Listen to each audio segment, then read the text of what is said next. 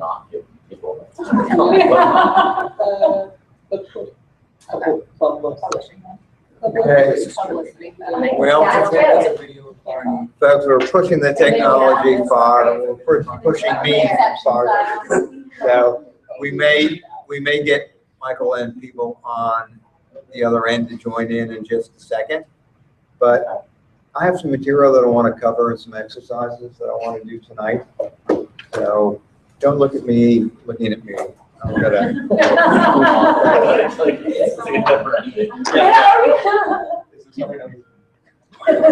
Wait, here comes an update from Michael. Yeah, right? Name occurred to me. Hey, Michael. Yeah, I started. Do you have any luck? I have not, but I haven't figured out how to. What did you click? Well, I had to stop my other call and start a new Hangout. So I'm going to go through the slides here, but if you join in, I haven't seen anybody else hit us yet. Do you need to invite me to the Hangout, and then I can post it in Blackboard? Yeah, did you get an email from me with that? With the original one? Yeah, it should be the same one. So, oh, really? So it's the DIR 48? I have no idea. I think about it. Well, the URL is not there. You can't see it. No. Oh, wait a minute. Now it's got so much tracking BS in it. I can't see it. But yeah, in the email it was ended in DIR 48. Right. Okay. So start that one again. You can. I mean, I'm in that one already. That's the one I started. So I've got to connect that to somehow. Yes. All right. I'll see if I can. Okay, great. See ya. All right.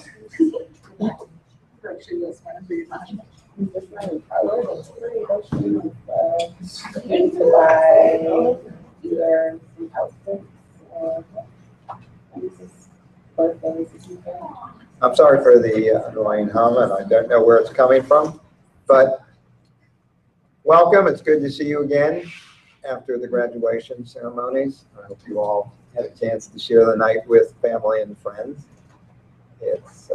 It's really a milestone, and I'm glad to see, I think most of you, maybe all of you there. Yes, that's very good, very good. Okay, so dear almost graduates, because there are a couple of things you have to do before it's all done. You know, it's like living with your wife before you're married. You know, there's still an important step. It's like living with your wife after you're separated and they're all about divorce. We're not going there. We're talking about ethics tonight. Okay, so tonight, let me just tell you what I want to cover tonight and what work we have to do, what we want to be able to bring in. So tonight, I want to talk about an overview of this course, because it really is a course. It's one credit, and I want you to know what we expect you to get from it and what work you'll be doing for it. I want to give you a conference preview, because we have an outstanding conference. If you haven't seen that program, if you're not excited about it, we've got to fix that. And bring friends, bring colleagues. It's such an amazing event. I've done this 7 times before, and I've always thought we had a great program, and this is just amazing program. So great topics, great speakers. Then we want to talk about the assignments, what you have to do, make sure we're clear about that and how we'll proceed. And then tonight, we want to talk in groups about a couple of case studies to pass out. And I've told everybody we'll be done no later than 7:30. So depending on how far we get, we may not do the second discussion. That doesn't mean I want you to curtail discussion on any point here. We'll get out at the same time. And if anything spills over, that would be great. So,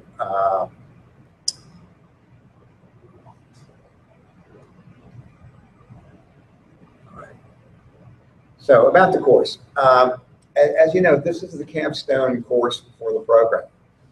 Capstone means in some ways it's supposed to pull everything together. And I want you to understand why we have this course. We have this course because it's a key part of professionalism, that you understand the ethics and the ethical responsibilities that are entailed by moving into the new roles that you have. If you look across the professional schools at GW, and we're representative of others, they all have ethics courses. Business has ethics courses, law, medical, public health, all of those are required courses in those programs.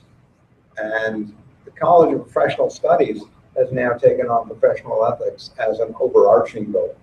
So it's not just the individual programs, but the college has now recognized the responsibility to do it. So to become a professional, you have to understand what are the sorts of challenges that you're likely to meet. And the reason why law has medical, why law has professional ethics and medical is because there are certain things that will come up in the practice of the profession, things that the general public won't deal with. And the intent is to make sure that you are prepared to handle those. It's obvious in the case of medical ethics, you want somebody who has thought through what are the ethical aspects to informing somebody of their health outcomes or the prognosis. I mean, is it just a medical decision to say, oh, we did the tests and you have 2 months to live? Is there an ethical consideration in how you deliver that information, when you deliver it, how you pose it, how you frame it, how you justify it? I think you're shaking your head, so yes, it is. And do you want somebody to face that decision the first time in their first year out of medical school? Probably not. And similarly for lawyers, for psychologists, for psychiatrists, there are certain things that are particular to the profession. And the best place to learn about it and become aware of it is from people who are actually doing it. So we're going to do this because that's the definition of professionalism that the college and the university has. There's also something that's very personal to me, and I may have told the story in one of the presentations, but I'm going to say it again because I can. My first career, I was a psychologist. I have a PhD in psychology. And I went through that without a course in ethics.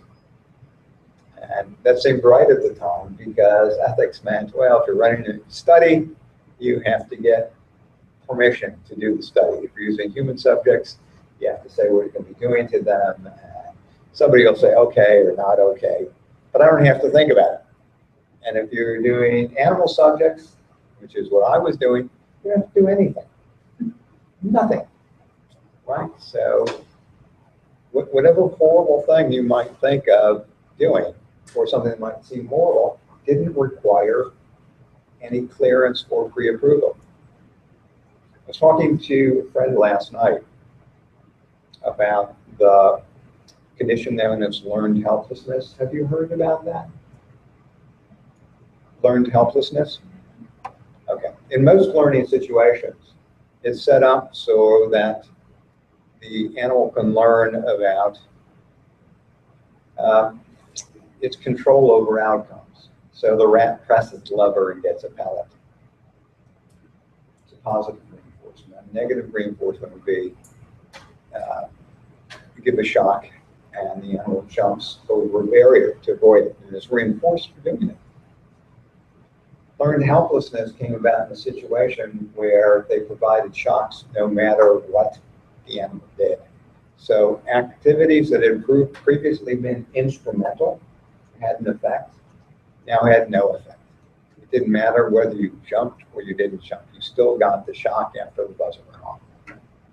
That led to a condition known as learned helplessness because the experimenters then turned it back to the original setting so that jumping over the barrier would turn off the shock or help you escape from the shock. In other words, they were failing to act in a situation where they could have acted and escaped shock. Is that an ethical experiment? What do you think about it? Is that they didn't have to get any approval for it? They used dogs from the local town. Does that make it better or worse? Well, the theory has gone out to be extremely important, and it's figured into understanding of depression and treatment of depression. So in terms of its effect and outcome, it was very effective, very powerful. But they didn't have to get ethical approval any more than I had to do it. So my first professional degree is stated by others who make the decisions or stop me. I didn't have to think very much about consequences.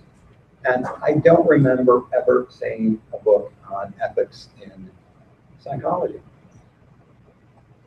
When I started at GW, I was going through the library. I usually go through the library sections that I used to live in and take a look at what's there. And then I noticed, oh my gosh, there's a full shelf of books on professional ethics and psychology. It's like, you know what? I really didn't know about this. I had no awareness of it.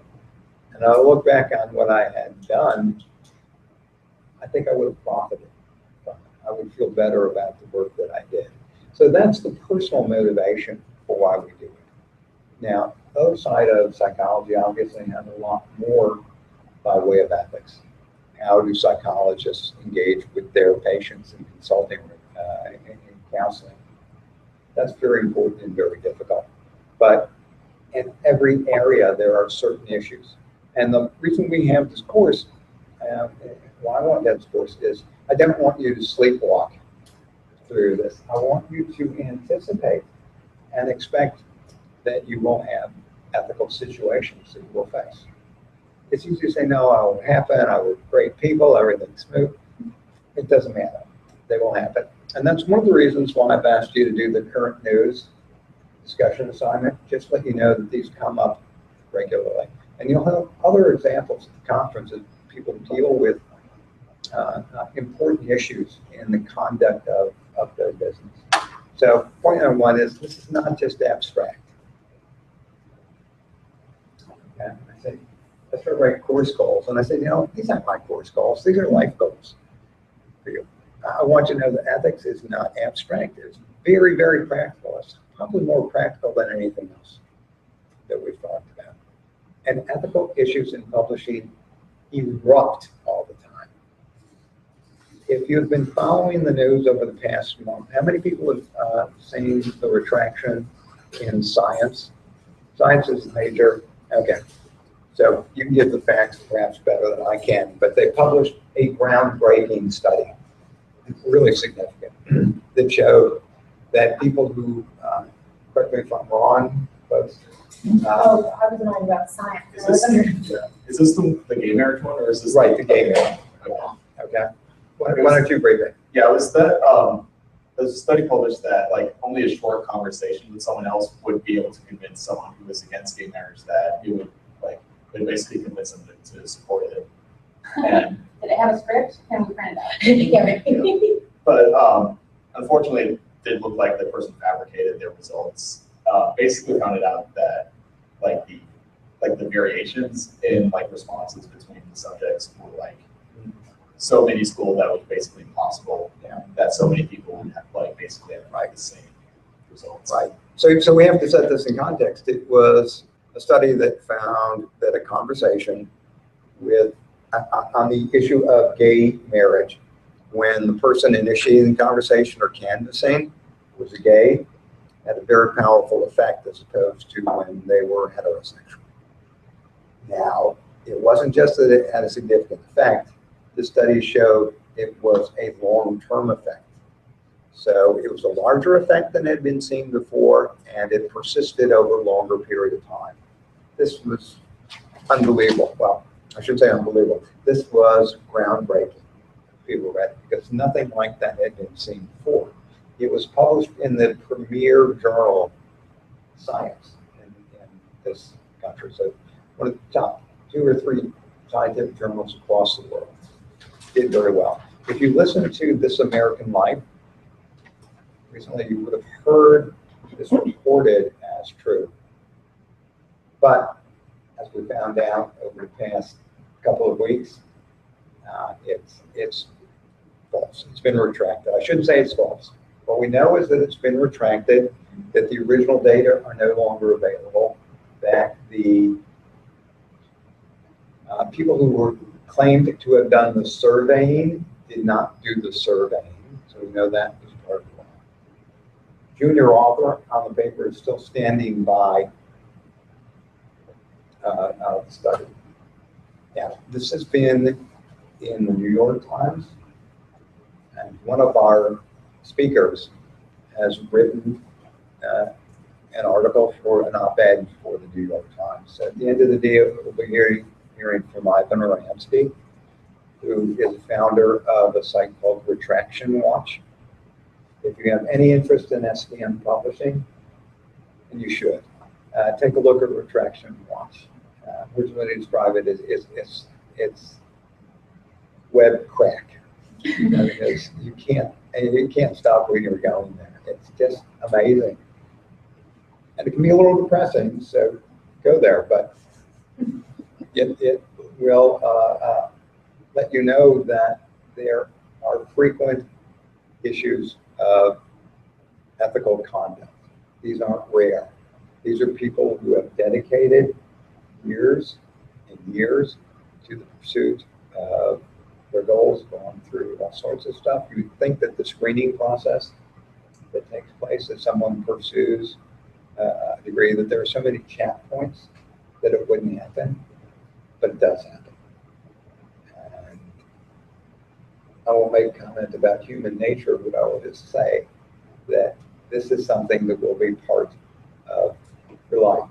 And there are many, many more instances. You will hear about some of the things that people go through. So my first point is this stuff happens.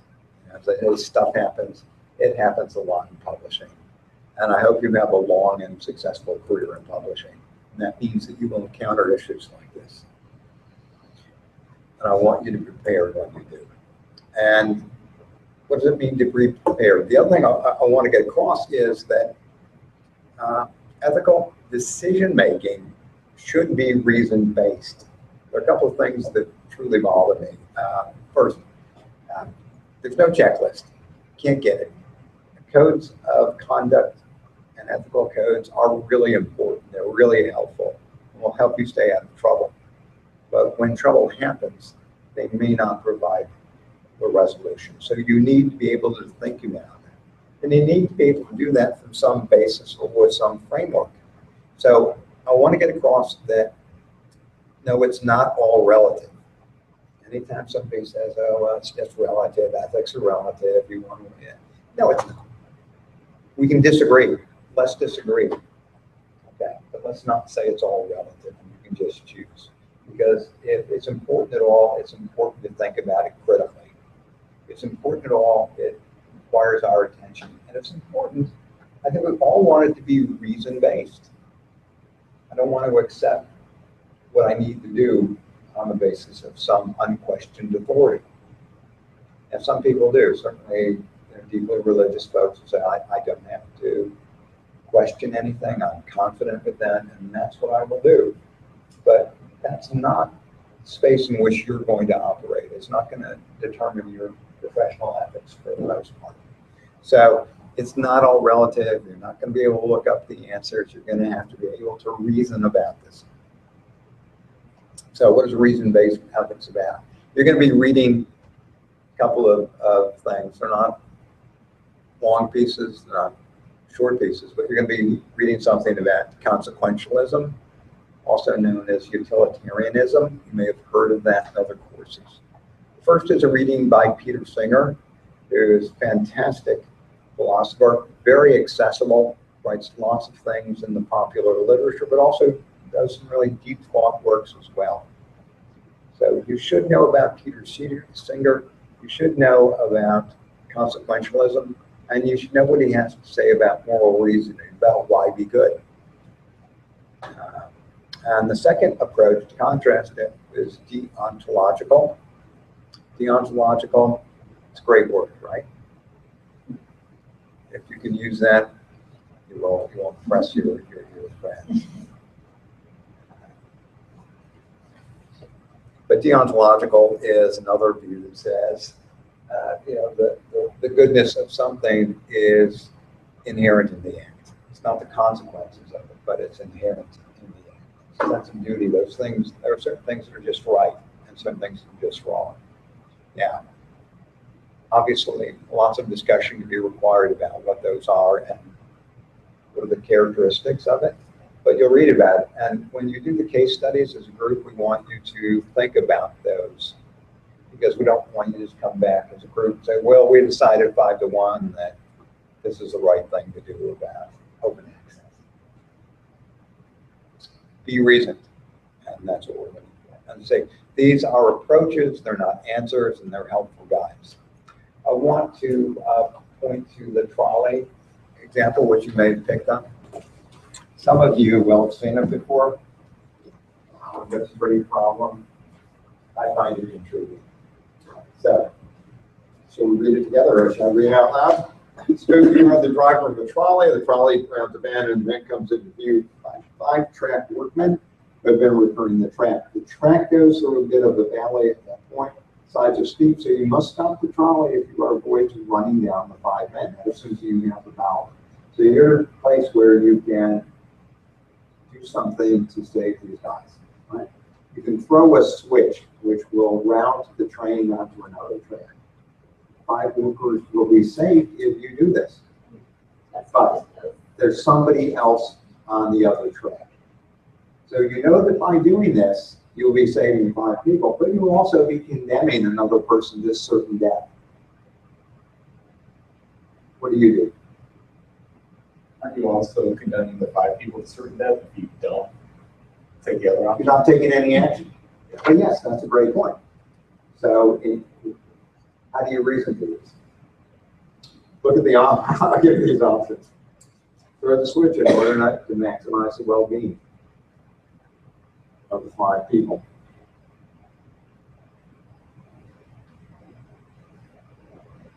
You know, a lot of people are well, wrestle with it for a second. Is it an easy decision for you to make? I can tell you about how most people. Well, my feeling is that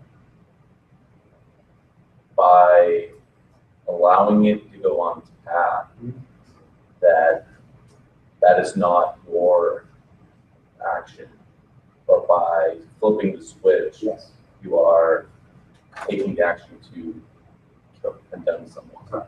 So, Right. And that will weigh heavily, right? I was just walking along and I saw this. It was terrible.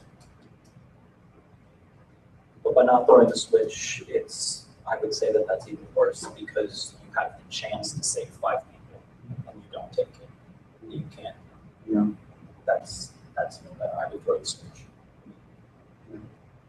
No, I agree. I think this shows that inaction can be as bad as action, and just passively watching something that can lead to something bad is just as bad as maybe flipping the switch and doing something bad. Again, I would flip the switch too. I think for the utilitarianism of I mean, I would definitely flip the switch. I'm like, 5 is greater than 1. Yeah. At the end of the day, someone's gonna die, and I'm gonna feel bad regardless of whether or not I acted in the moment or I didn't act in the moment. The point was, I knew someone was gonna die, and I could either do something to save 1 person, save 5 people as opposed to 1, or I just chose to kill 5 people because I didn't want to choose you over there. But.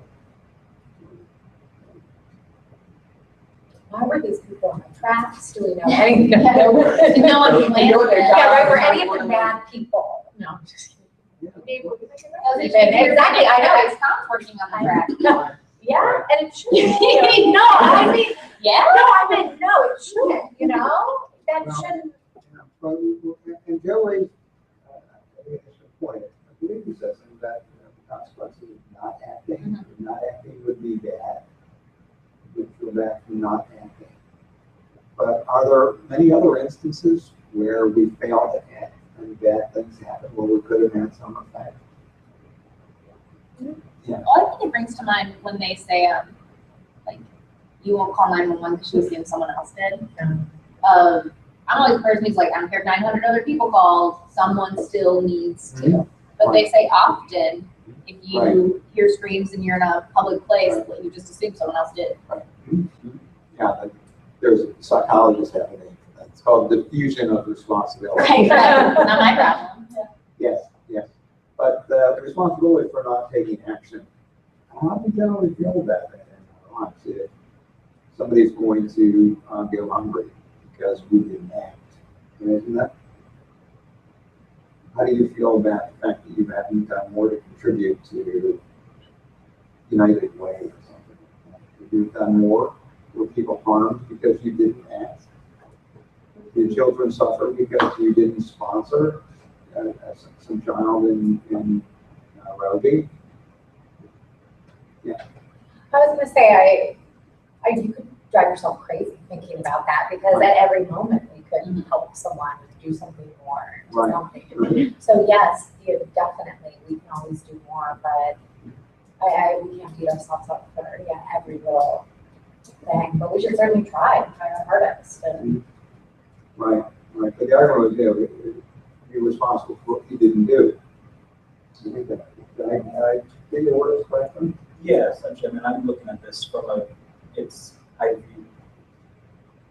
I can't give away all of my money to United Way or to Nairobi to save people, because then I'm in trouble and I need to actually survive in order to do more. But in an instance where it's one person's life versus 5 people's life, and I'm going to be killing one of them regardless of my decision, you have to take the one.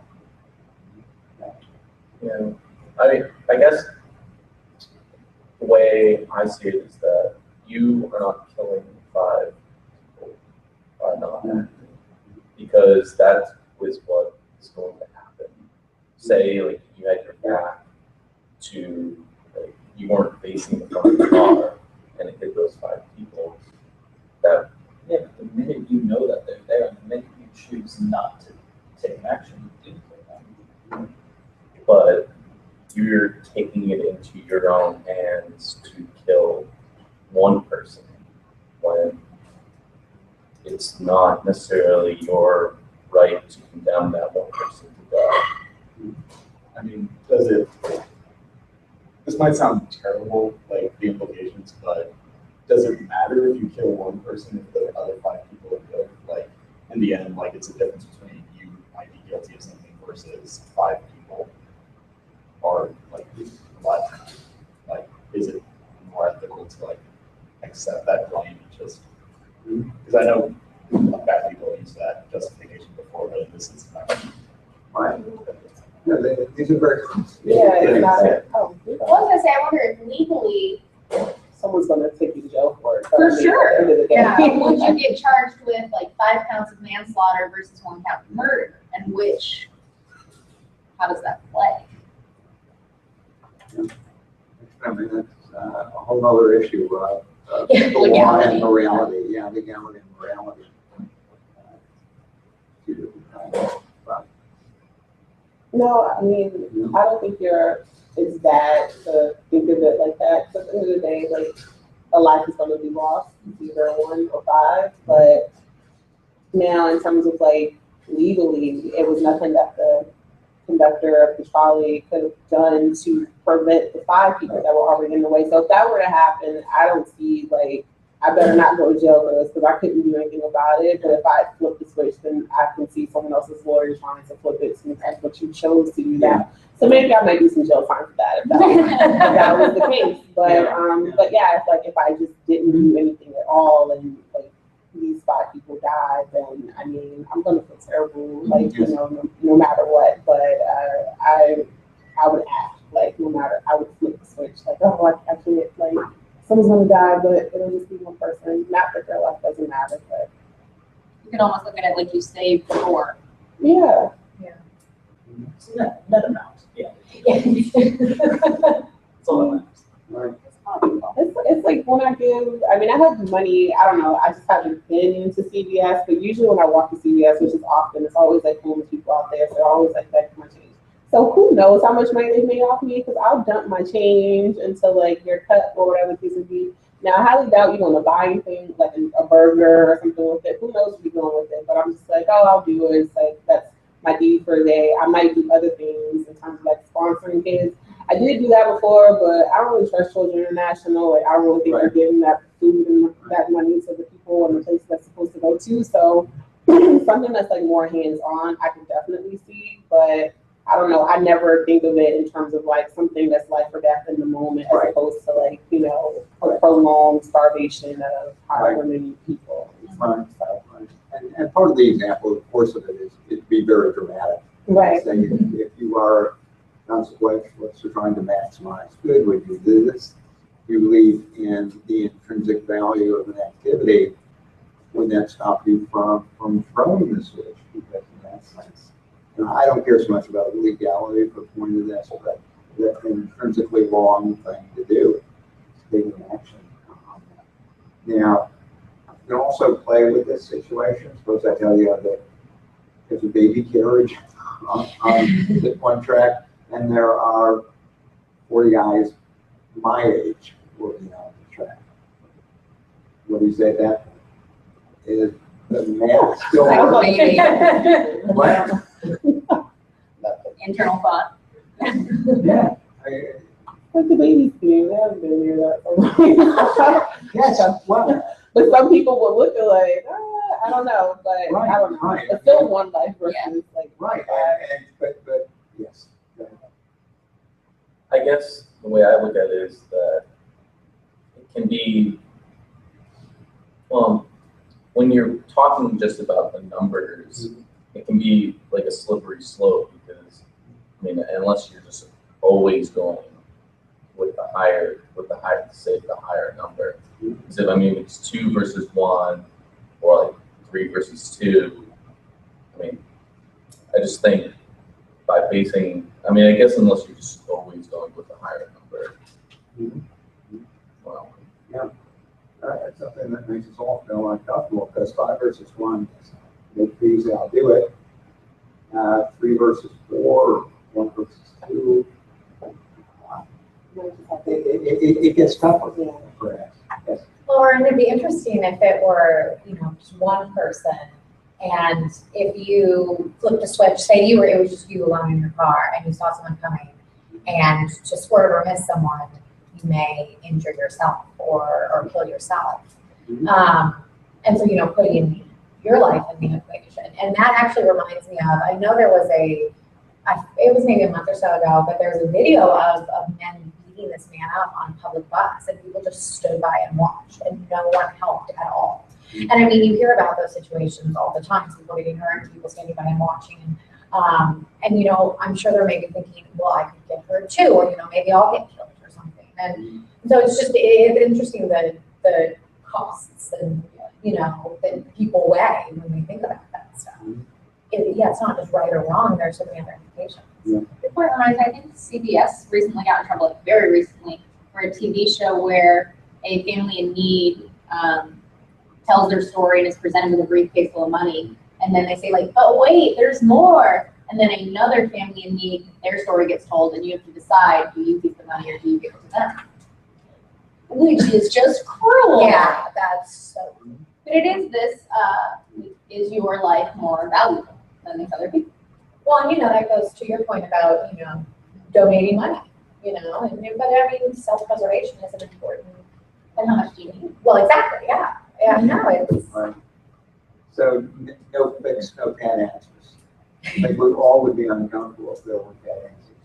And that's part of the point of this exercise. And part of my objective here is to say, you know, you're going to have to think about these things. You won't see the trolley problem in real world. But you will have situations where you'll be able to see many sides of the nation. And it'll be up to you to try and get to an acceptable answer. And my hope is that you will feel that an acceptable answer is something that's reason-based. You didn't go to a book and look it up. I don't want to question and believe in God, but it's probably not covered in the Ten Commandments or someplace in the Bible. Objectively, you're going to have to reason your way to it. I just want you to know that there are frameworks for thinking about this. You will always find that there are best practices in a professional area. In most professions, there are societies dedicated to professional ethics. Journal editors and science editors have societies who deal with that. There's no general society for ethical discussion in publishing. There are discussions of journalism ethics, journals, scientific journals. But outside of that, we're sort of open territory, and we'll be on around. And we see this erupt in big situations, where it doesn't have a million little pieces. Was a fabricated memoir, and there have been a number of cases of plagiarism, fabricated memoirs, and the publishers are sort of clumsy in how they handle it, right? They lost money, but what is the publisher's responsibility? Look at the should they call it? Should they sell it with a warranty? Should they provide refunds for individuals?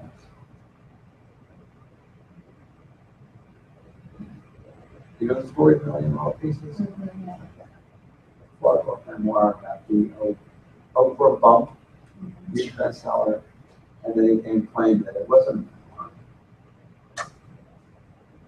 Are the purchasers of that book owed anything?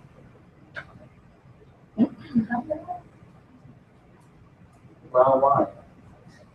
Well, because they weren't misled, and I think this is interesting because, well, I think that it was a good book regardless. I actually didn't read it, but if it was a good book, it's a good book. But they were misled about exactly what it is.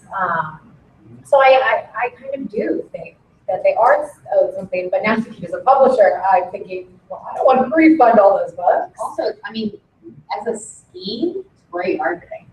Mm-hmm. All publicity is good publicity. Yeah. Well, you have Oprah, you hardly have anywhere else you can go. So you're successful for that. I don't know that it helped his career to be exposed. I mean, as an author, you're probably done after that, but that book, It's not. those profits will rise, I feel. Yeah. So it depends on what you're trying to get out of it. I think the situation is a little bit different because it's, I mean, correct me if I'm wrong, but the publisher was totally unaware that this was fabricated as well. So I don't think, I do think as, you know, sort of a good faith thing, they could perhaps, you know, people were disgruntled or upset off the refunds, blah, blah, whatever. But I think as long as they made every effort to let people know that, yeah, actually we were duped too, and this is not an actual memoir, this is what it is, and just come clean in that way. I think that they've done their due diligence there. Like I said, I do think it would be, you know, if they wanted to offer refunds, great, I think that would be good, and I think that would, or I don't know what they did, honestly. But I, you know, I think, I mean, that probably would have been a good PR move too. They might have lost the money, but I think that the goodwill that they could have engendered from that would be good. But I don't think that they were obligated to do that or would be obligated to do that in a situation like this. Do you think that because they also suffered?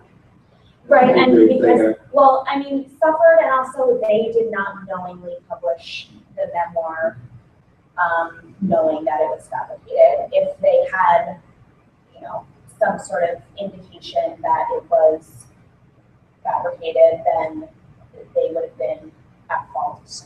I think publishing something that they didn't realize was not what it was, I mean, you know, they didn't know, so there's not really much that they could have done. But it would have been totally different if it was perhaps a marketing thing and saying like, oh yeah, this is this great memoir, and they knew it wasn't. That's totally different, and that would be a real ethical dilemma of problem, I think. But yeah, I think in this case, not necessarily so much because they were harmed as well, but just because they didn't know either. I don't think that they really have an obligation to do that much about it. I think it'd be different too if it had been sold as nonfiction, where, at least for me, memoirs are never 100% true. I think that's a good point. Yeah, people embellish just as nature. Mhm.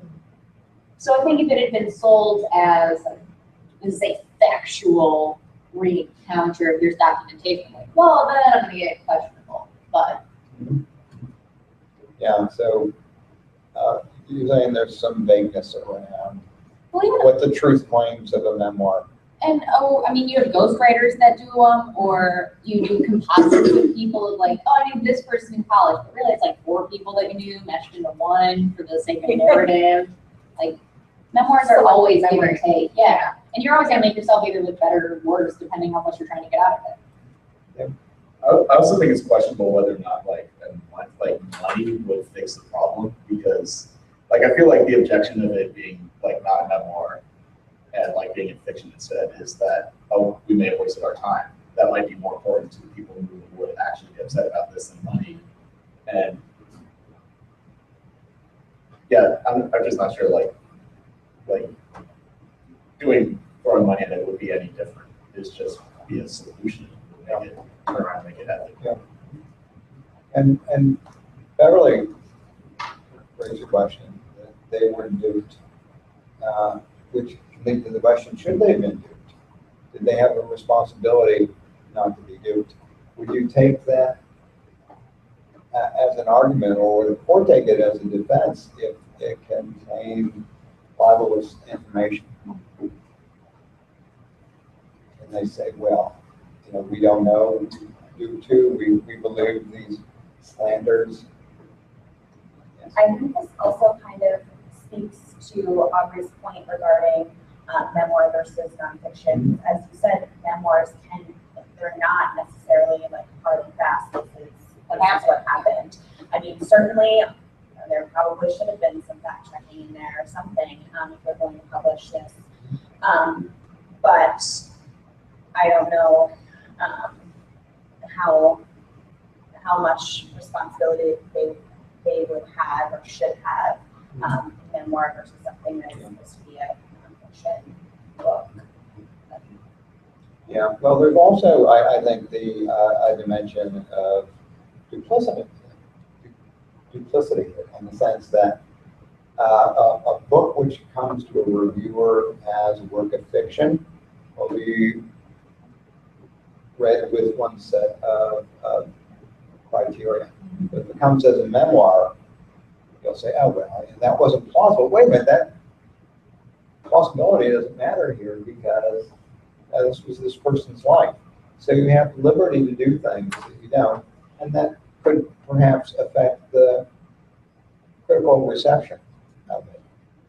If you're reading this and, oh my gosh, look what happened to this guy.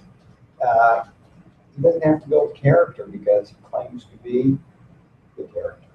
It's, I think, different. So in that sense, I do think there is possibility of harm or profited in an illicit way by claiming to be a memoir rather than nonfiction. I would think you have different ethical responsibilities if it had been someone who was famous, not who became famous. So if it had been the memoir of someone who's a cultural figure versus this unknown author who just so happened to write this book that got picked up. Because I don't even think, if it hadn't been on Oprah, it probably wouldn't even have come out. You just sold a couple 100,000 copies maybe, and then going on with it. Well, a couple $100,000. As you know, very few books make it to that amount. But so we feel that responsibility for this is with the author, not the publisher. That they could have done more to check, do fact checking. Well, yeah, I feel like you raise a good point. You can't approach every memoir thinking that it's going to be fake. You would never get any work done if you spent all of your time fact checking, just assuming everything's a lie And you're and checking checking everything. Yeah, you are. So exactly, I think you make a really good point that by having it submitted as a memoir, there were certain kind of concessions that the reviewer allowed it to have, and so I feel like the publisher was duped as well. I mean, obviously we need to know a little more about their exact process to see if they could have prevented it. But yeah, I think it's on them. I feel like for this book as well, isn't it? It's like a drug story, yeah? I feel like, yeah, maybe. I think it's a drug abuse Yeah. story. You can't really go to like, well, in this person, you can't name reference in that. And if you do, those people are gonna lie to you too, probably, most likely. I don't think it was I don't think it was a case of shading. I think this was a dramatic distortion, yeah. I'm just thinking about back many years ago now when a child called it was revealed to have been, or one of the brothers had said, yeah, no, he made all of this up. I remember a lot of the anger about that book being fake was directed at the author, not the publisher. I didn't know that book came out as fake. Yeah. There was some whole thing. I don't know if they ever proved one way or the other, but it was essentially like the older brother saying, yeah, no, our mother never did any of this. So it's, but of course, yeah, it was after the mother was gone. But like off of the refund thing, I can't see people going for refunds. I can't see them really even getting too mad at publishers because I think people, the benefit that we've talked about in the past 2 years, people aren't loyal to publishers, they're loyal to authors, works the other way too. When they're angry at the author, not the publisher. So, yeah. Well, it is interesting how different industries are treated differently because, well, I guess there was the one where the high schoolers like said that he made like millions of dollars on like trading like penny stocks, I think, and then there was like this article about it and turned out to be false, and I think there was a lot of there was some backlash toward him, but I think there was more backlash toward the reporter, even though she was duped. And then there's the Rolling Stone UVA case, but that's a little bit different because of the implication of like Rolling Stone kind of like choosing a story rather than being totally duped. But okay, so I understand that there are instances, especially with like a memoir, there's only so much that you could verify ahead of time before like choosing to publish or publishing something. But with like a child called it or whatever the title of the book was, I remember reading it, and there are certain things that happened in that book that it just would have been a cause for me to be like, oh, okay, well I'm gonna go first try to like verify some things with like someone, because granted the child was still going to school. There was even like a moment I think where like the teacher found, I think it was a boy, if I'm not mistaken, rummaging through trash or stealing other students' lunch or something like that. So it's like certain little things that you could try to pinpoint. And then even with penny stock, like how would you get duped on that? Because your information has to be linked to like someone's account. So it's like certain things people just see that like, oh, it just sounds so good. Like I think I want to just run with it or whatever. But like I think that was something that if it was false and it turned out that it was false, like I would definitely, like the child is bad for sure for lying, but like you as the adult, like you have to know that if the child made X amount of dollars off penny stock, they weren't cutting a check and mailing it, like it was being deposited to someone's account, somewhere for you to check. So that I would need to go about that. I also wonder if it depends on like what people expect from like newspaper publishers and magazines versus what they expect from book publishers. So I feel like with book publishers, their expectation like you said, they're more invisible, so like they're more seen as like an intermediary who brings the author's story to the forefront. Yeah. Whereas I guess like newspapers are more seen, like might be seen more as like curating like facts. And if like there was something false, there would be more on paper for doing that. I think scholarly publishing is the like medium between them, because my first thought was, well, you have a reporter because you have a byline. And bylines are massively important. But when you're a publishing company, there is no name on that. There's not, internally there might be, but there is no edited by this person, reviewed by this person. So scholarly publishing might be the in-between, because you do list editor-in-chief, reviewers, journal, like maybe that's it. Where's your accountability for house versus for a person. Well, this whole accountability thing, going back to what we've been saying, it wasn't the publisher's fault, so should they offer refunds? And you make definitely a good point that just throwing money at something isn't gonna make it ethical or solvent. But it also, maybe it doesn't matter if it's not the publisher's fault, they should still try to do what's right. You know, we could all say, that wasn't my fault, so I'm not gonna do anything about it. And if we all did that, maybe, you know, nothing good would ever happen. Yeah. So, you know, regardless of whether or not it was the publisher's fault about $1 million pieces, they still should try to make it right with the readers. I agree that maybe posting the background and you know, maybe a little bit about their editorial process to show how they produce too. But yeah, this whole, oh, it wasn't my fault, so I should pay for it. I mean, I think that's what. Do you make the author do the Good question. I think that's definitely a good question. Yeah. We even came into this problem in the bookstore that I worked at, got a copy of this, and it was, where do you classify it? Do you classify it as memoir? Do you classify it as fiction? I voted humor.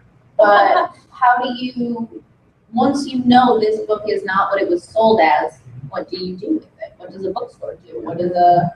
Well, and exactly, you think about the metadata maybe that it had beginning, you know, so in the system, it may be classified as memoir, even if you want to label it now as something else. As funny fiction. I think the metadata is set. I just remember reading how Supplicity came out to be not everything as they said it was, or the author, and so we were like, well, should we then take it from the Dewey Decimal System to nonfiction and do over here in the fiction? We added to that, it's metadata is set. Well, interesting case to be sure. Just my point is, this stuff happens, and it's not obvious what to do. So you will need to think and discuss and argue with your colleagues about what the right course of action is. And it's not all relative, maybe no templates, but you can reason about it. So I want to say a little bit about the conference as well, because it's important and it's going to be a great day. You have the program in front of you. You know, our theme this year is the ethics of scholarly publishing. Scholarly publishing is not a non-profit or not-for-profit enterprise. It's important and has lots of societal benefits, but it needs to profit as well. So there's an essential tension between profits and mission. This goes back to stuff we talked about in the very first course about mission, conflict. And you're going to see it here with an incredible list of speakers, which I guess is over here. We just talked to them. Some of them you know because they've been your instructors. I'm really honored to have press leaders. So we'll begin with somebody who comes from an academic press, not a scholarly press per se, but Stephen Rinta, who's one of the best speakers I've seen on the circuit and has been an incredibly successful entrepreneur and starting up his press and is doing a number of innovative things. He's always worth listening to. He's a great speaker and he's going to kick us off. After that, we'll go to John Scherer, who is the newly installed director of the University of North Carolina Press. He's in an interesting position because he comes from trade publishing. He's worked on basic books for a long time. First his group, I believe, and now he's coming into the scholarly world. So he's coming from somebody who's had a real mandate for publishing and bottom line only to now a place where he has a mixed mission.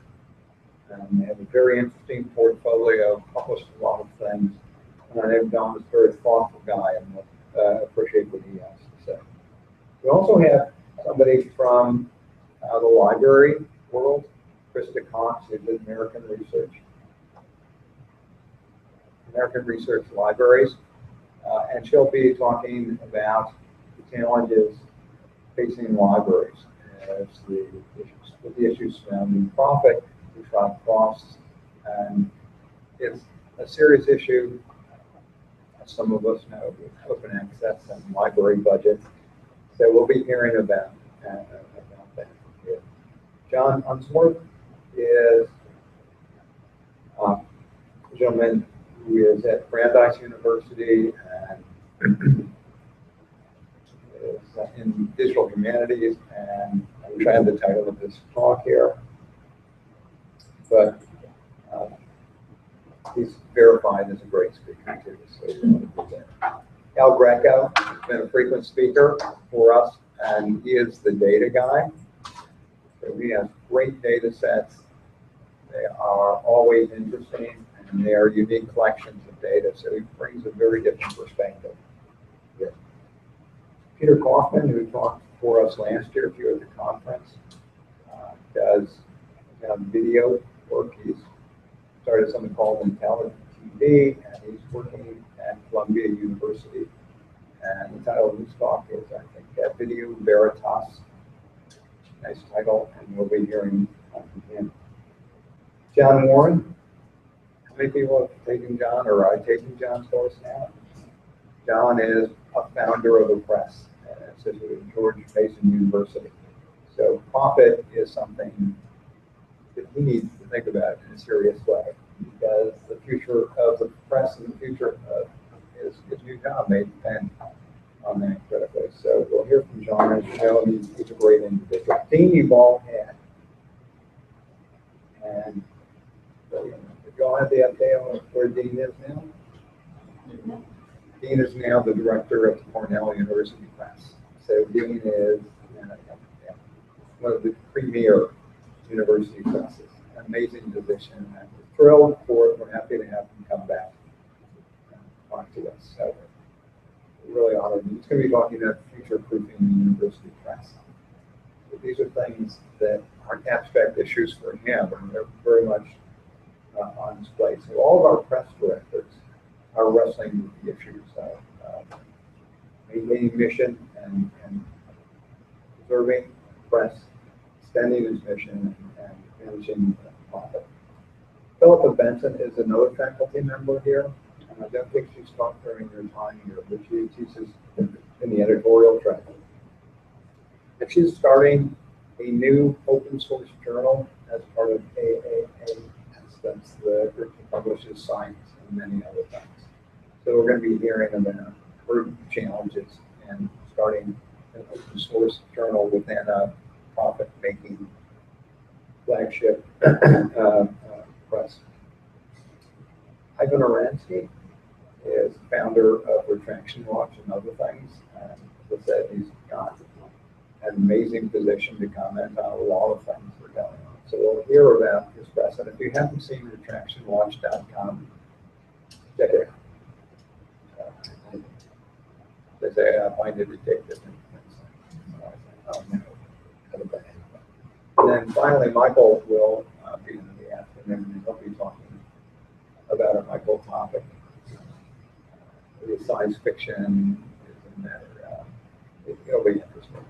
So Michael will provide us some perspective, and then we'll wrap up by 4 o'clock. So it's a full day, but a lineup of speakers that you won't find anywhere else. So that's great. What to expect? We're going to have, we asked our speakers to plan no more than 20 minutes of comments, because we want to have the discussion. We don't want to just sit there. So the expectation is that you folks are going to be leading the questioning. The value of the day is going to depend critically on what you can do. So come get engaged.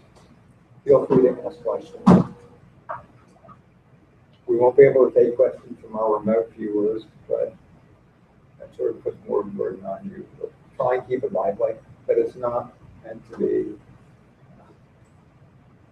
45 minutes of time. We have about 45 minutes slots, so we don't want people to talk to them. We want you to stop them and keep it on. So that's one thing to expect.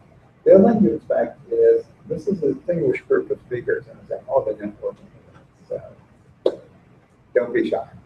During breaks, go up and just say, hey, I loved your talk. It was great. Well, you're doing what I want to do. How do I do more of that? Where can I find more out about the thing you talked about? Express interest to folks. If you have a business card, feel free to bring it. People understand that the core of this group is students. So, if you have not registered for it yet, please do register for it. We'll be processing tickets at the front door. And if you've invited people, also ask them to register and bring them along. I give extra points for people who bring, people who bring them bigger, you get 2 extra points. By all means, do that. And just expect to have fun. It's always a great day. Never been disappointed, but I have very high expectations for this. Now, the assignments that you have, there's a graded Blackboard discussion. It's already open, contributed, that's good. I just want to make sure you're aware of it. And big piece of work is a lightning presentation, and the groups have already been assigned. So if you have not gone to find out your group, please do. Yes.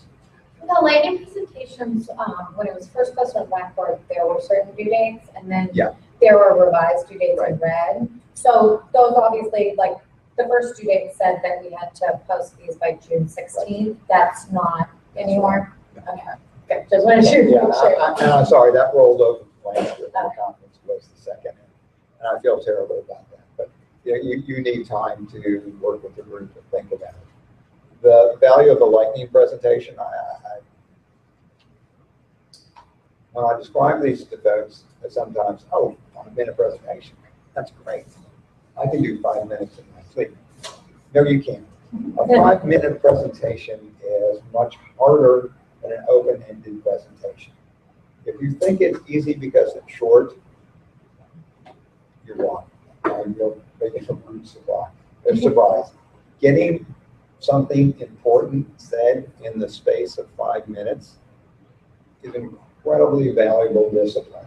And that's the reason why we do it. I want you to be able to give an executive briefing. And if you give an executive briefing and go in with 20 slides, you're not going to get through it. You're going to get shot down. If you can't get a presentation done in a handful of slides,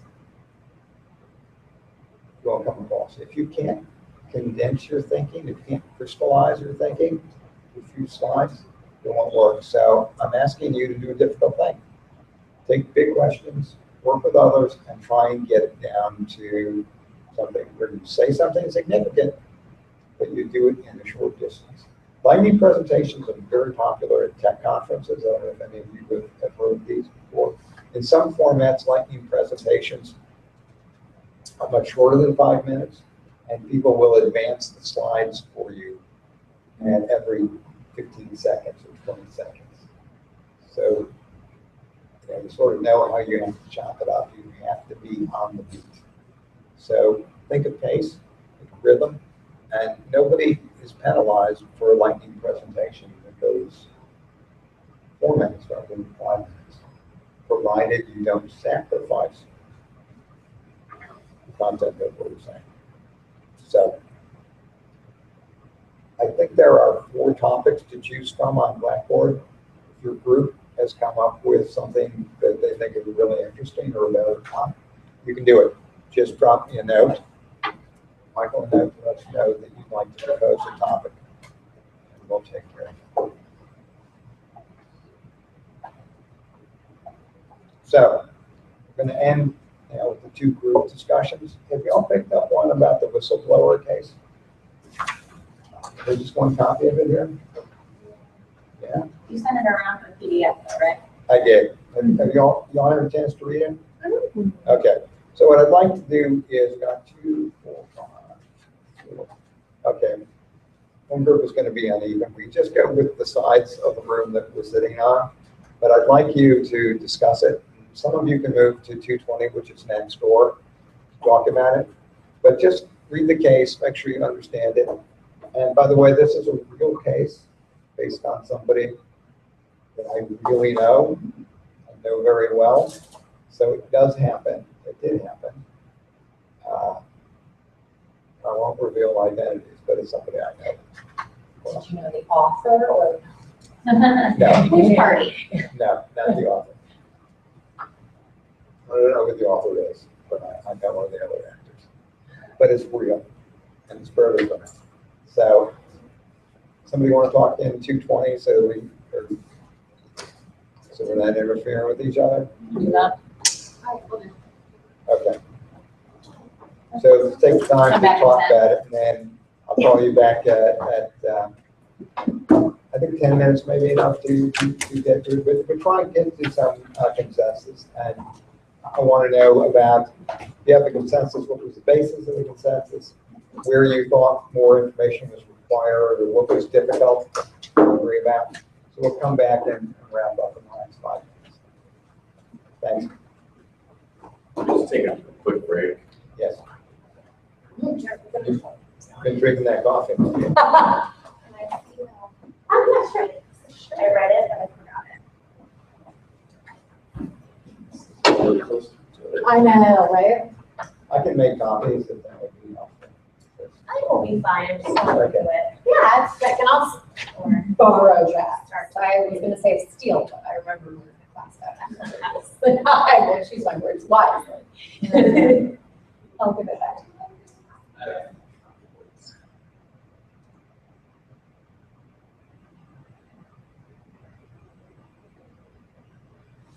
While she's reading and we're waiting for that, I had emailed you, I'm not gonna be able to attend the in portion of the conference. And so do we need to watch it live or can we watch it after? Yeah, watch it. Oh, that's what I thought you had said, okay. But I wasn't sure. Okay, so we'll just wait to get the link and everything.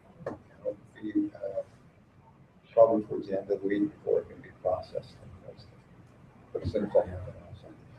Okay, and we can come back in subsequent years, even when we're alumni. And I know we should, Should. right? Yeah. Well, I remember I went last year, it was really interesting.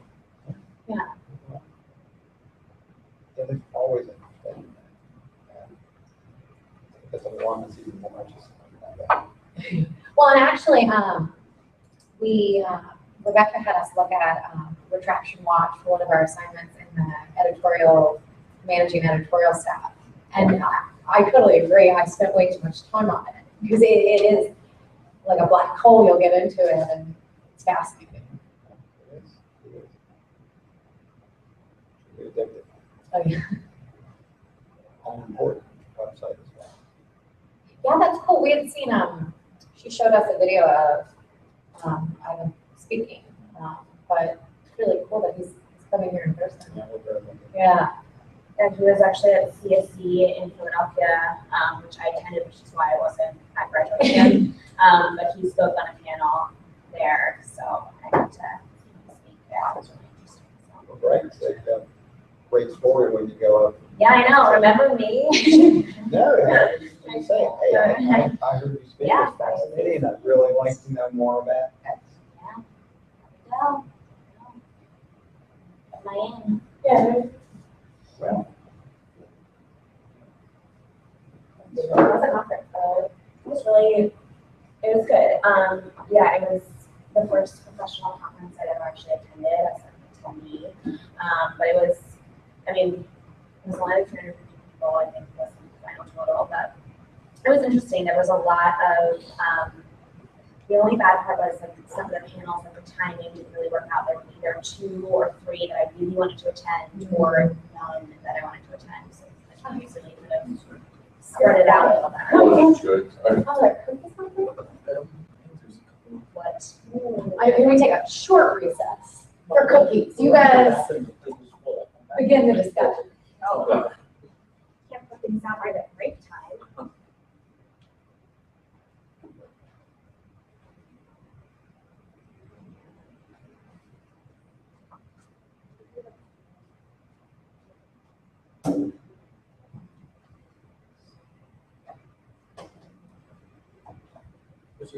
We didn't work.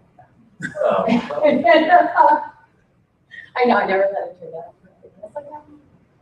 But, all right, yeah. So, yeah, done. No. Go. Who would be other? I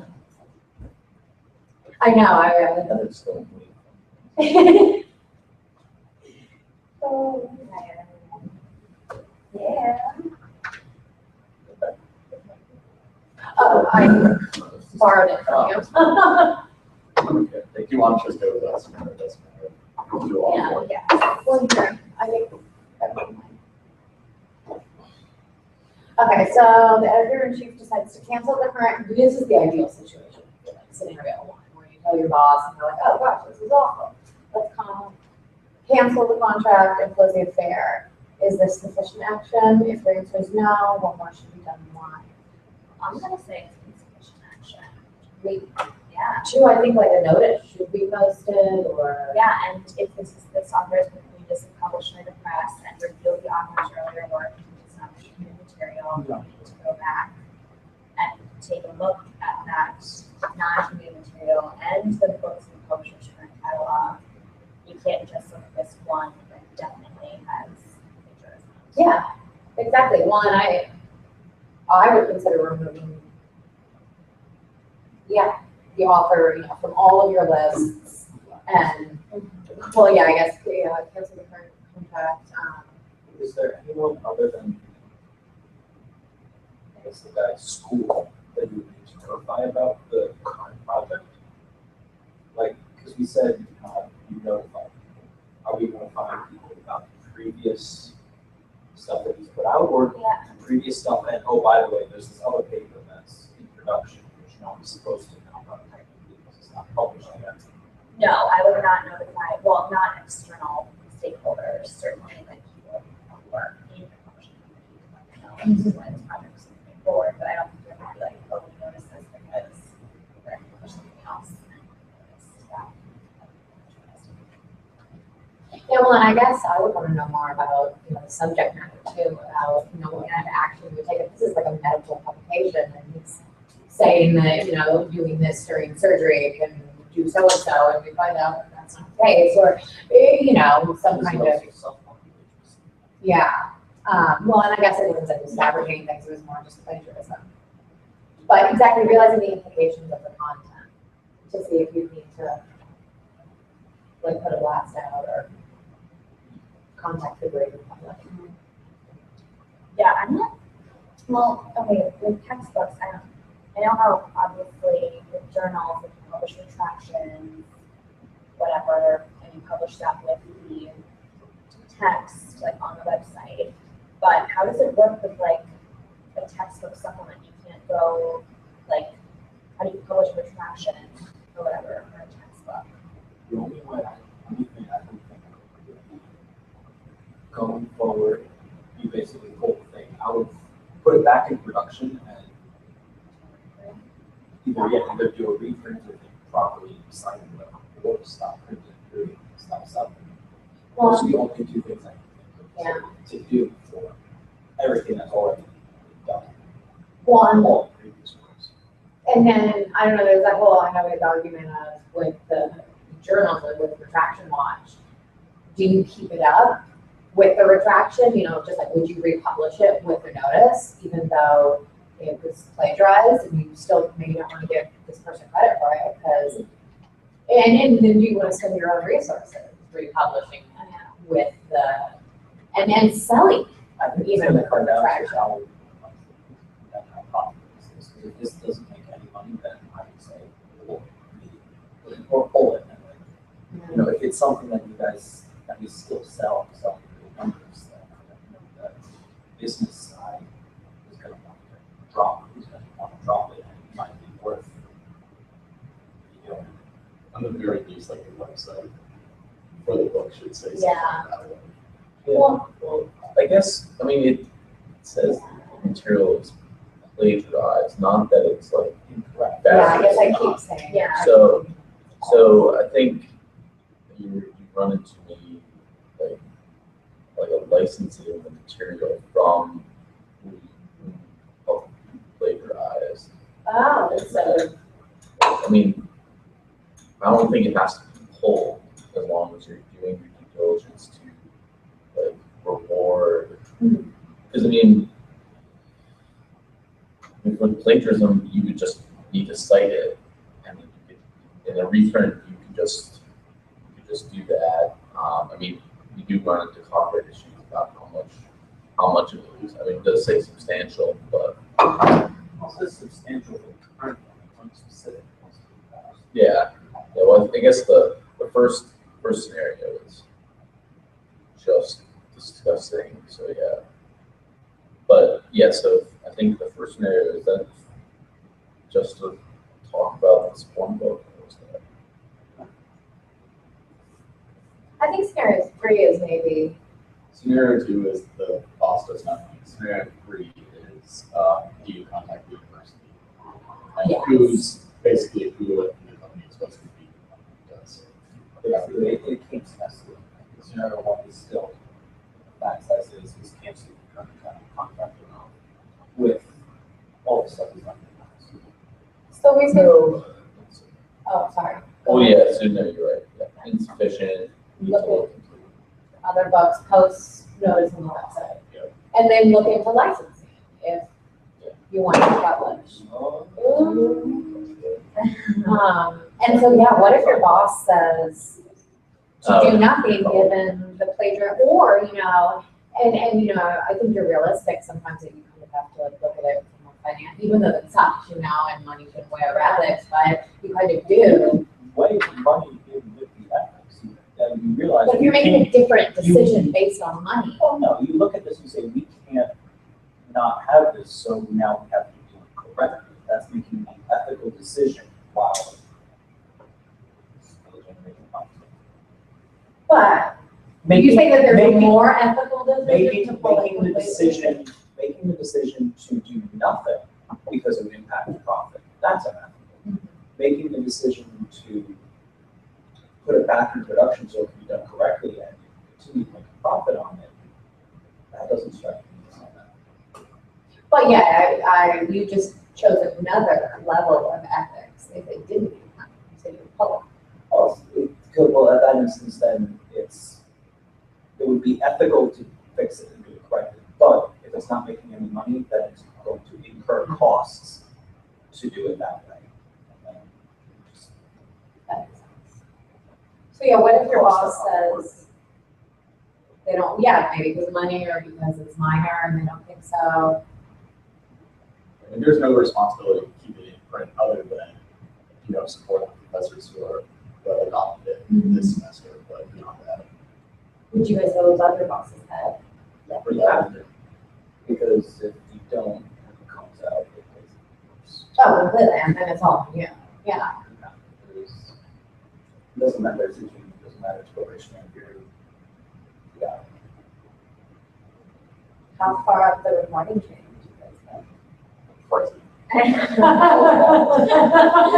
Sir. you can tweet it. We can get a direct contact. It's also, you get- We're escalated to the president of the United States at this point, so we're in a good. If it goes to the position, he's at this. Yeah. Okay, so we'll wrap up in just a second. I don't want to wait. I mean, mostly. Really? That's right. Scenario 3. I'll be straight for the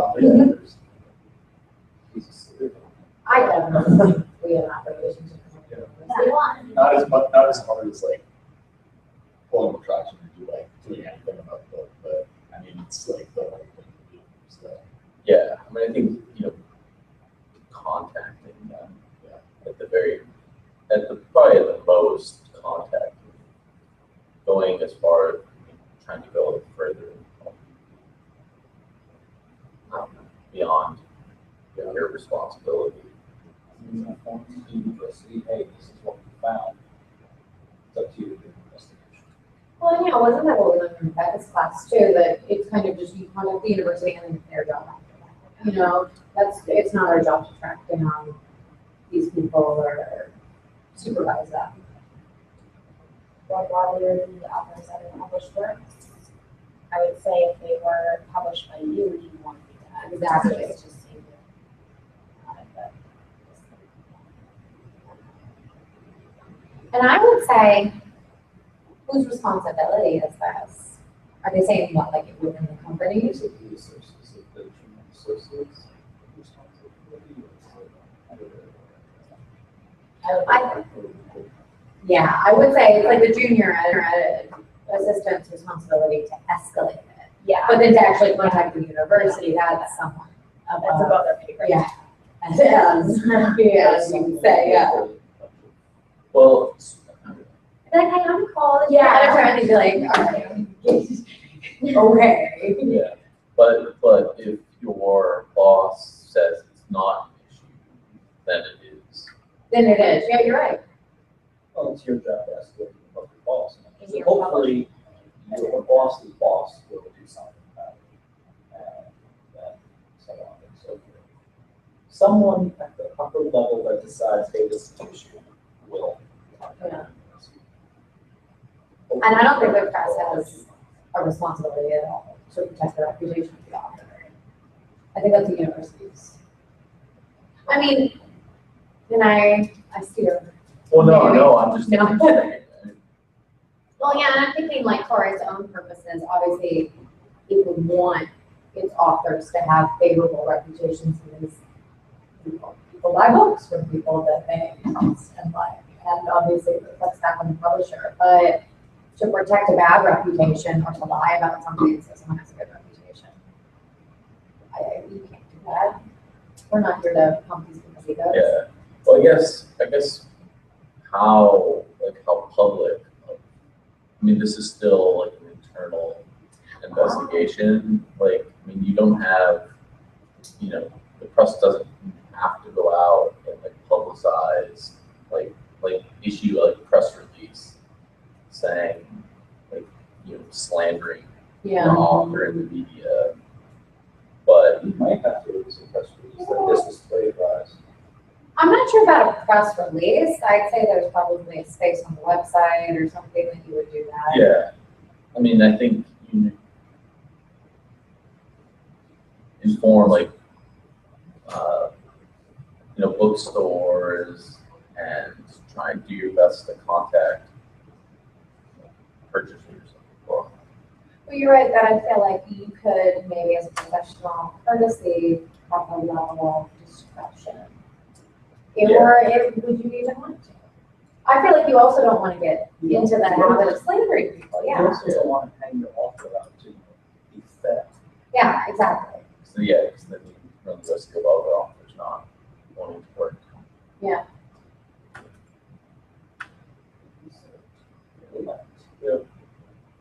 Scenario 4. What responsibilities does the press have to purchase this author's other books? Oh, to purchasers of this author's other books. I don't think a refund would be appropriate. Kind of goes a bit far because, like we said, if it's plagiarized, it's like just like the story. Yeah. Yeah. It's not like they're getting bad information. So. Yeah, journals don't refund someone for a book action. Yeah, so. Yeah, I'd say not. We are fulfilling our responsibility by telling them, hey, this was plagiarized. Agreed. Other questions? What should the press do about situations like this? Trust nobody. Yeah, exactly right. Yeah, actually, my office mate was saying that she's like, well, wouldn't it be harder to plagiarize now that everything's online? I'm sure there are like easy ways. And I said, oh, I think it's easier to plagiarize because there's just so much out there that, I mean, yeah, you can check really easily, but I also think that there's just so much out there and so many people just take it for what's posted online. Yeah, I think so many people just think, oh, well, if it's online, I can use it. Mm-hmm. It's like, Well, I it's couldn't true. find Or there. an author attached to this, so I can just use it. Yeah, I mean, I see it all the time in the chapters of our books where it's just like, you can't do that. Us too, like, I don't like with item writing. Yeah, it's like, you can't just delete that from that guy's blog that created that picture. Like, I wonder how hard it is. Maybe it's just because I work with textbooks, but like a lot of these books are the same. Like it's like, yeah, right. like there's only so many ways you could like introduce like a theory or a topic. So I wonder if like even putting that through plagiarism check would be like pain. But Yeah. it's just like Yeah. two dudes explaining the exact same thing, like, do it relatively. Yeah, yeah, I mean, it's just, I mean, that's definitely a good thing, yeah. but it's just like, I almost think those textbooks are kind of like what we learned in Eric's class, kind of like a telephone book, where it's just like the presentation of it is copyrightable, but like the content within it, as long as you like present it. Yeah, but in fact, it's all about what the arrangement and No, selection. statistics study. Yeah, I mean, Where are you guys? We're good. We're done. Okay, so we'll come together and see what we think about it. Chris?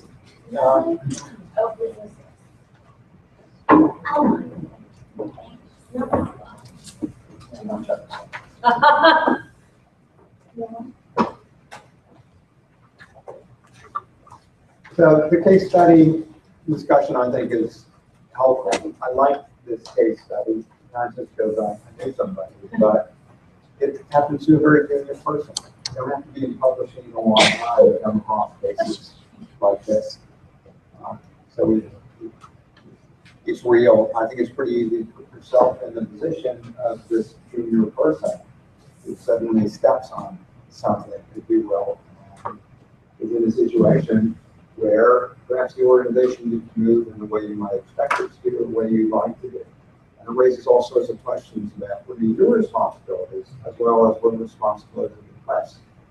What responsibilities do you have to disclose to outsiders about what you know?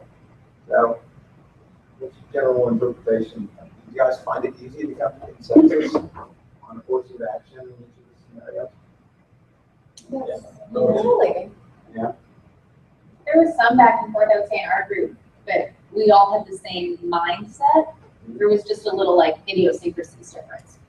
Yeah, or what about that? Yeah, yeah. And that's why it's good to talk about it in a group, because there's always something you didn't think about. Right, absolutely. What were some examples of those? I would Like say, the last one? yeah, Like the last question, like what response, what was it? I don't remember how it was phrased. to avoid situations like yeah, in the future.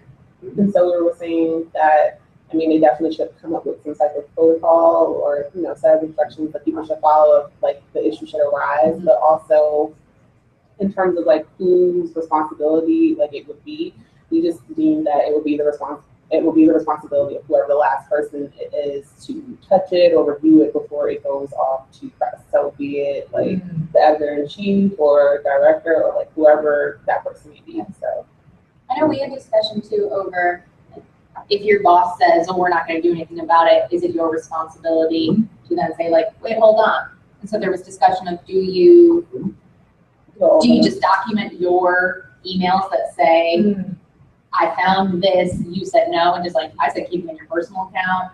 Do you CC the owner of the company on the email that you send that says, hey, I know you said we're not going to do anything. Like, how do you go about that? I was complicated by the fact that there were other instances of plagiarism.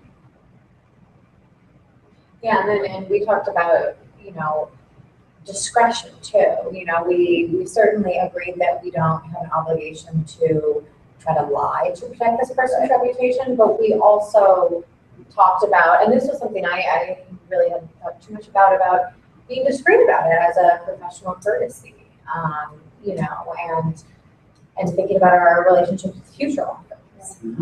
So maybe not blast in the press, but certainly post a notice on our website about it. That's something I haven't even considered of like, don't put other people's dirty laundry in the street. It's not, it is your business, but it's not your secret to tell. Yeah, exactly. We need to drag them through. Right. We should inform you if you ask. Yeah, exactly. And that I really hadn't, because yeah, in the beginning I was like, no, he plagiarized. Hang out to dry. But then, yeah, as a professional working in this world, it is a small business, and I mean, you do want to consider, you know, other people's livelihoods and jobs as well. So yeah, I hadn't thought about that, but I agree.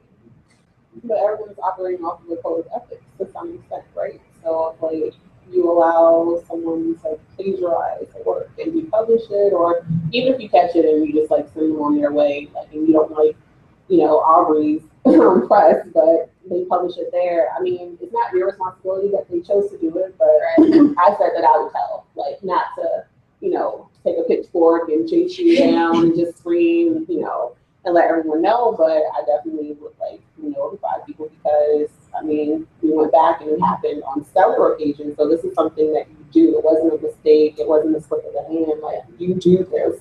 So, yeah. We can even loop this back to our trolley conversation of, is publishing this book taking money out of someone else's pocket?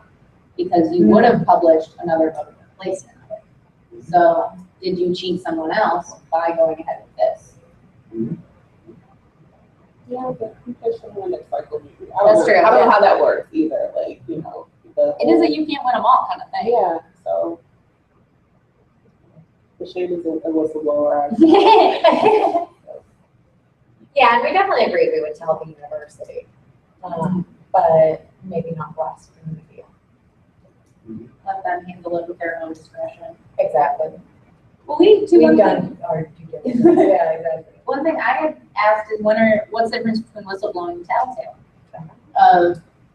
Like Evelyn said, if it is a medical, like, you fabricated information about a pharmaceutical so that you'll get more press on it. Like, yeah, that's a problem. But if you borrow a couple words here and there, like, oh, what do I? When is it tattletaling? When is it whistleblowing? Probably there are standards for academic journals in them other times.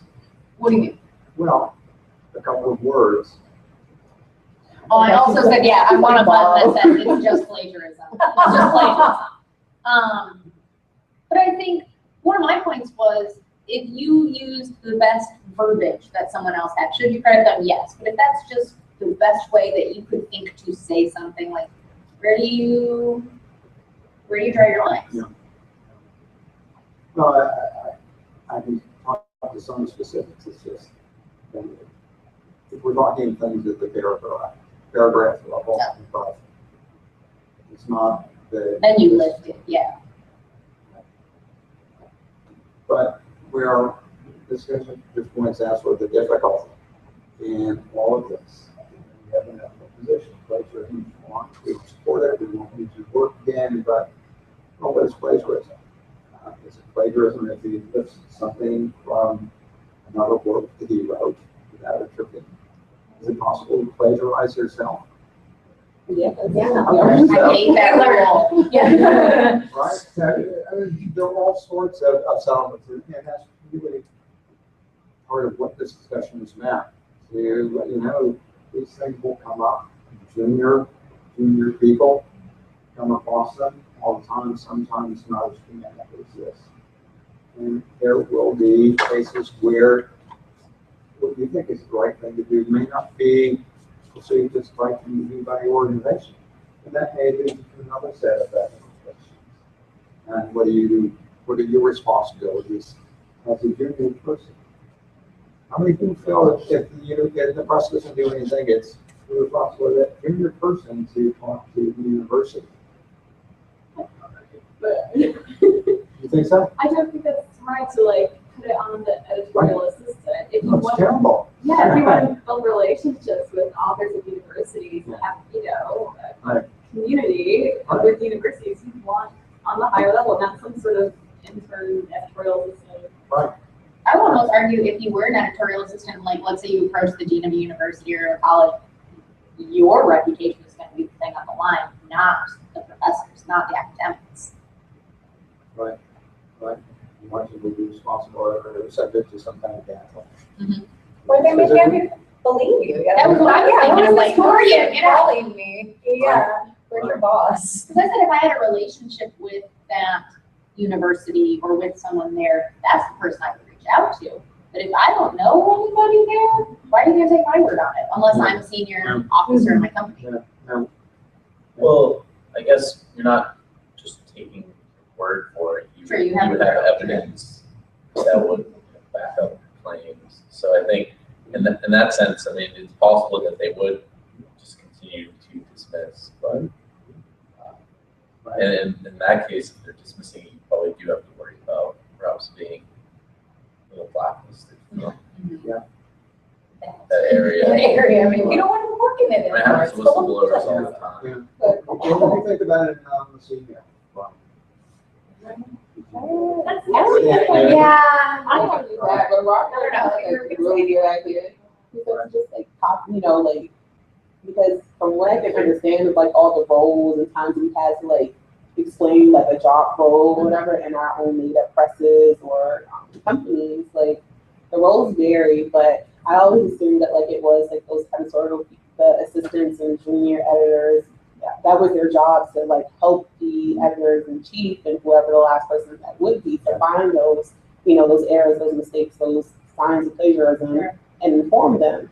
And so Robert was just like, I want to just type it all in an email, send it to the, to the editor in chief and copy the person that they even report to, let them know like, hey, I finished this and I found these instances or whatever. So I just wanted to make sure that you knew, and that way, like, if ever something does happen and people like to blame stuff on little people, no matter what the case may be, even if it looks like, why would you put it on them when you're clearly like a senior person and they're like junior level staff, but people do it all the time, and that was a way to cover you, because I think Aubrey was like, but like what will happen if like they decide they want to fire you or something? But I'm like, is that not even in your job? Isn't that your job description if that's what you're supposed to do? Yeah, So like yeah. I should never feel like my job is threatened for doing my job. So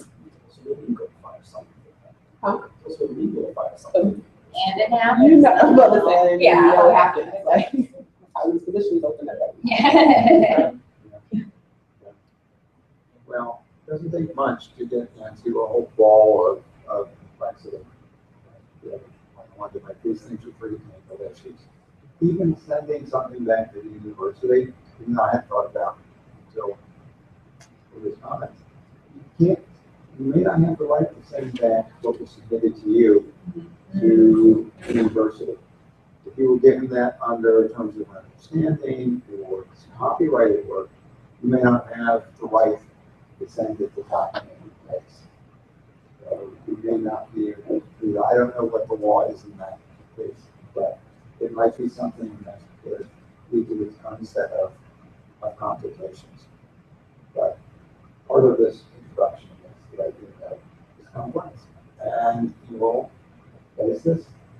And it would be helpful if you've had a chance to think about it, and logically it would be helpful to have a sense of awareness that stuff is out there. I don't want you to be suspicious of people, but it's a complex world. There are conflicting interests and responsibilities in every side.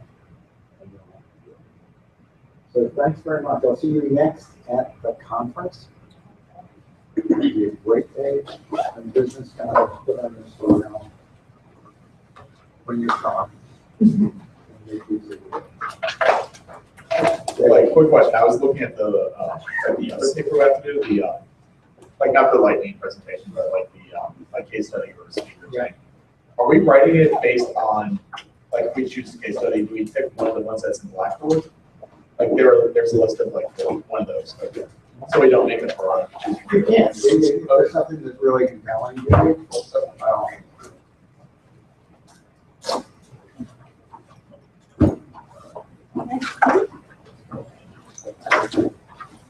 So how much do we?